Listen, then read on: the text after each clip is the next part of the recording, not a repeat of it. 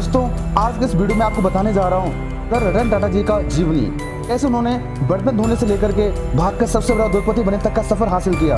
तो दोस्तों, इस वीडियो को लास्ट तक जरूर बने रहें और अगर आप हमारे चैनल आदर्श टीचिंग पॉइंट में नए हैं तो चैनल को सब्सक्राइब कर ले। तो चलिए जानते हैं सर रतन टाटा जी का जीवनी।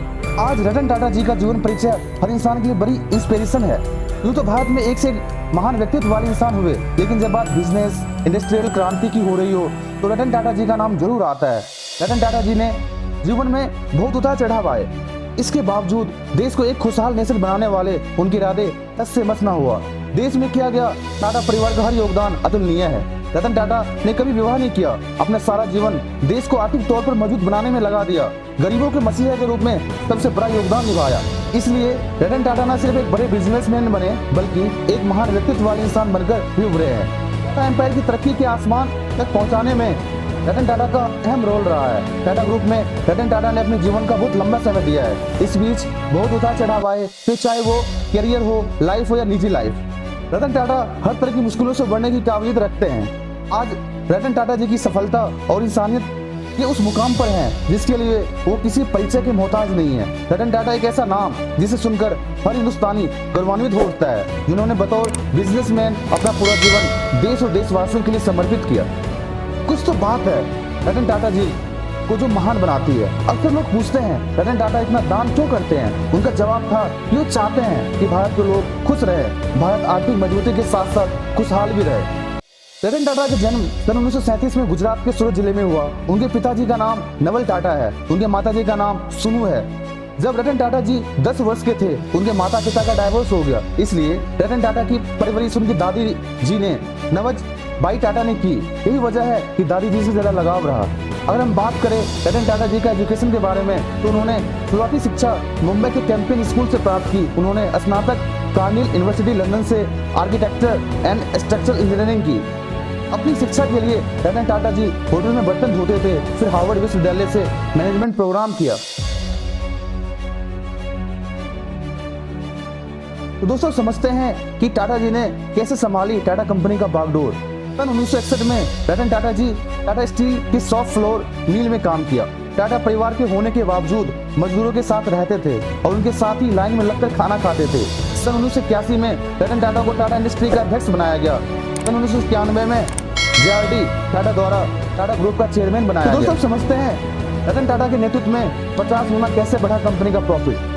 अपने नेतृत्व में रतन टाटा जी ने टाटा ग्रुप का रेवेन्यू 40 गुना अर्थात 400% बढ़ाया और प्रॉफिट 50 गुना बढ़ाया। सिर्फ TCS अकेले इतना कैपिटलाइजेशन है जितना पूरा पाकिस्तान के स्टॉक एक्सचेंज के बराबर है।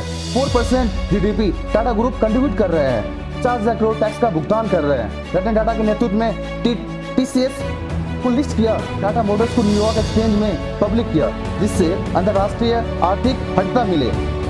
टेटली, डेवो, कोरस और जगुआर लैंड रोवर जैसी कंपनी खरीद ली। अब हम समझते हैं रतन टाटा की बड़ी सफलता। तो दोस्तों, रतन टाटा का सपना था भारत के सड़कों पर भारत की बनी गाड़ियां चले, एक ऐसी गाड़ी जिसका प्रत्येक साधन भारत में बनता हो। रतन टाटा जी ने एक टीम बनाई और पैसेंजर कार बनाने लगे। 1998 तक कार का निर्माण हो गया, जिसका नाम रखा गया टाटा इंडिगो। परंतु ऑटो एनालिसिस में खरी नहीं उतरी। वहीं दूसरी ओर ग्राहक का इस कार के लिए नकारात्मक प्रतिक्रिया मिला। तब सबने इस कंपनी को बेचने का सुझाव दिया। बहुत नुकसान होने की वजह से रतन टाटा जी को सुझाव सही लगा। तो दोस्तों, समझते हैं रतन टाटा जी का अपमान और सफलता को बदला सफलता में। यह प्रस्ताव लेके रतन टाटा अपनी टीम के साथ अमेरिका की एक बहुत बड़ी कार निर्माता कंपनी के मालिक बिल फोर्ड के पास गए। रतन टाटा जी कार बेचने का प्रस्ताव रखा, तब बिल फोर्ड ने यह कह दिया कि जब कार बनाने नहीं आती तो कार बनाते क्यों हो? यह कंपनी खरीद कर हम तुम पर एहसान करने जा रहे हैं। तो यह वाक्य था जो सर रतन टाटा जी का निर्णय को बदल दिया। वे भारत वापस आए और अपने प्रोजेक्ट पर कड़ी मेहनत की, रिसर्च किया, सुधार लाया गया। आखिरकार मेहनत रंग लाई और टाटा मोटर्स लॉन्च किया। कुछ ही समय में ग्राहक की सकारात्मक प्रतिक्रिया से मुनाफा कमाने लगे। अब हम समझते हैं कि रतन टाटा जी ने अपमान का बदला कैसे लिया। रतन टाटा ने खरीदी बड़ी कार कंपनी। 2008 में फोर्ड कंपनी की शेयर बुरी तरह से गिरने लगे। कंपनी बहुत नुकसान में जा रही थी। उस समय तो रतन टाटा ने फोर्ड के सामने जगुआर लैंड रोवर को खरीदने का प्रस्ताव रखा। बिल फोर्ड ने यह प्रस्ताव खुशी खुशी अपनाया और कहा, आपने यह प्रस्ताव रखकर मुझ पर एहसान किया। तो दोस्तों, हम समझते हैं रतन टाटा की महान इंसानियत। मुंबई का 26/11 का हमला ने में सबकी मदद की। उस हमला में जिन लोगों की मृत्यु हुई उनके परिवार वालों को कंपोजिशन दिया।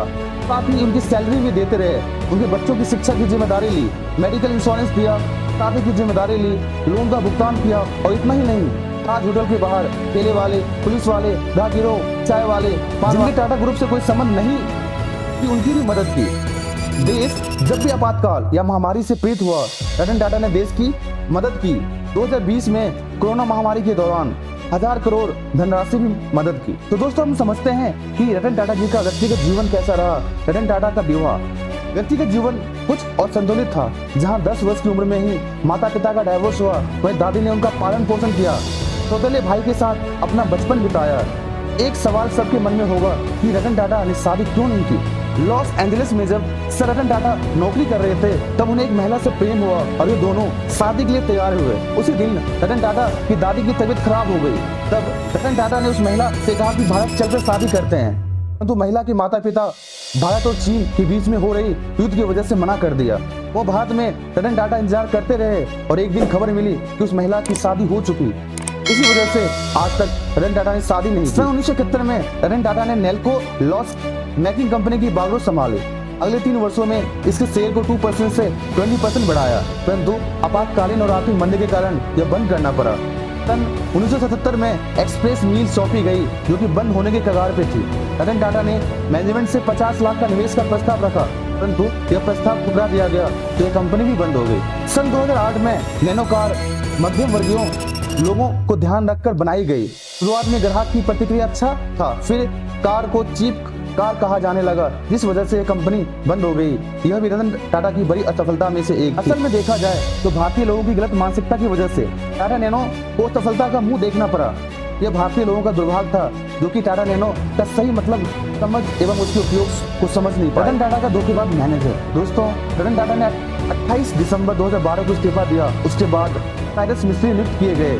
साइरस मिस्त्री को वर्ष 2016 में नियुक्त किया। किसी कारणवश साइरस मिस्त्री को टाटा ग्रुप से निकाल दिया गया। इस निर्णय से रतन टाटा की खूब आलोचना हुई, परंतु सुप्रीम कोर्ट ने स्पष्ट कर दिया कि साइरस मिस्त्री ने धोखाधड़ी की है। उसके बाद 2016 से 2017 तक रतन टाटा ने ग्रुप संभाला। सन 2017 नटराजन चंद्रशेखरन की जिम्मेदारी सौंपी गई। अब हम समझते हैं रतन टाटा की उपलब्धि। सर रतन टाटा को सन 2000 में पद्म भूषण और सन 2008 में पद्मा विभूषण प्राप्त हुआ। तो दोस्तों, अब हम समझते हैं सर रतन टाटा का समय का मूल्य। सर रतन टाटा का समय का मूल्य काफी अच्छे से जानते थे। उनके लिए हर एक मिनट की कीमत थी, इसलिए अधिकतर मीटिंग वे कार में यात्रा करते हुए करते थे। एक बार मीटिंग में जाते वक्त गाड़ी पंक्चर हो गया, तब सभी कार से उतरकर इधर उधर घूमने लगे और ड्राइवर उतरकर पंक्चर बनाने लगा। उस दौरान सर ने देखा कि रतन टाटा ड्राइवर के साथ गाड़ी का पंक्चर बना रहे। जब बाकी सहयात्री ने पूछा कि आप क्यों पंक्चर बना रहे हो, तो दोस्तों उम्मीद करता हूँ कि टाटा जी के इस पूरे जीवन परिचय से बहुत इंप्रेशन मिली होगी आपको। रतन टाटा जी के पूरे जीवन परिचय से बहुत की सीख मिलती है, जिनमें से एक है जीवन में कभी हार नहीं मानना चाहिए। हमेशा मन को मजबूत रखो, अपनी सफलताओं से सीखो और आगे बढ़ो। किसी के द्वारा कि अपमान के गुस्से को सही जगह पर तो दोस्तों, इस वीडियो में इतना ही। अगर आपको हमारी वीडियो पसंद आई तो प्लीज वीडियो को एक लाइक जरूर कर दें। अगर आप हमारे चैनल आदत टीचिंग पॉइंट में नए हैं तो चैनल को भी सब्सक्राइब कर लें और आप बेल नोटिफिकेशन को भी दबा लें, जिससे वीडियो का लेटेस्ट नोटिफिकेशन को मिलता रहेगा। तो दोस्तों, मिलते हैं एक नेक्स्ट वीडियो में एक ऐसे ही मोटिवेशनल कंटेंट के साथ। तब तक के लिए थैंक यू सो मच।